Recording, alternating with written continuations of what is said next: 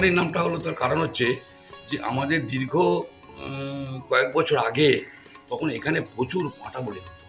কোনো পাটাবলির কোনো সীমা ছিল না, মানে যে কোনো জায়গায়, জায়গাটা শ্মশান জায়গা, এই জায়গাতে যে বলি আসতো তাকে যেখানে সেখানে বলি হয়ে যেত।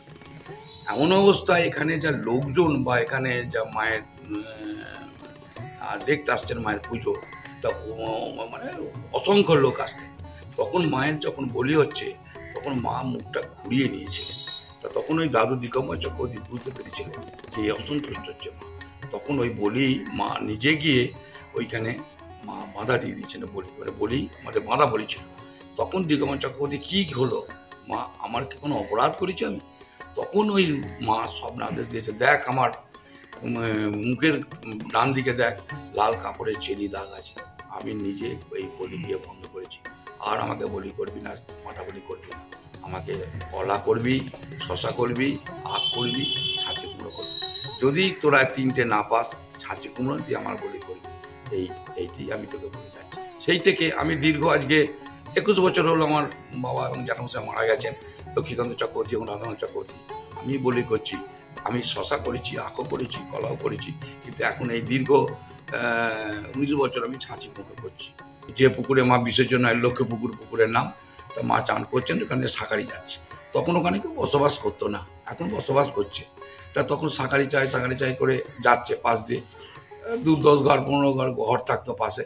তখন ওই সাঁকারিওয়ালাকে ডেকেছে, ওই ঘর চান করতে করতেই ডেকেছে।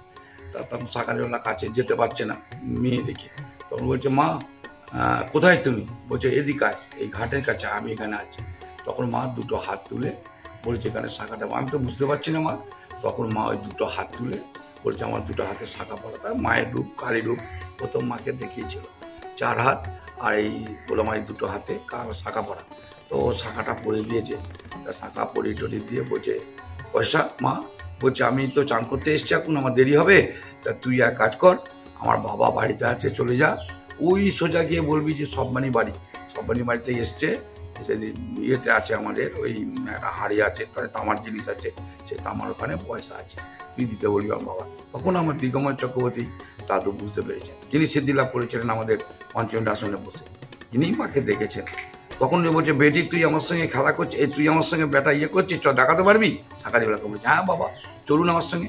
তখন সন্ধ্যেবেলায় সন্ধ্যে হচ্ছে, এই সময় গিয়ে দেখিয়েছে, দাদুকে দেখিয়েছে, হাতে হাতে শাখা করেছি।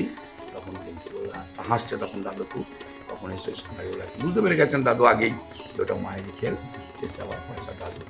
প্রতিমা আমাদের বিসর্জন হয় না, মা আমাদের বাড়িতে আছেন, কিন্তু আমাদের প্রতিমাটা মা বলেছেন যে কেন বিসর্জন করতে না, আমাদের তো ভোগ রাখতে হবে, যে ভোগ করতে হবে, আমাদের 10 রকমের ভোগ ভাজা ভুজি হ্যান ত্যান করতে হবে, 16 রকমের নৈবেদ্য করতে হবে। তার এইগুলো প্রত্যেক দিন করা মেয়েদের পক্ষে সম্ভব নয়, মেয়েদের অনেক অসুবিধা আছে। তখন ওই স্বপ্নাতে দাদুকে বলে গেছেন যে তুই মা যেমন আসছে সেই সময় ওই 4 দিন 5 দিন আমার যেরকম নিয়মের পুজো হয় প্রতিমা করে, সেই প্রতিমা পুজো করবি, আর বাড়িতে রোজ আমার নিত্য পুজো করবি। সেই থেকে আমাদের প্রতিদিন নিত্য পুজো করা।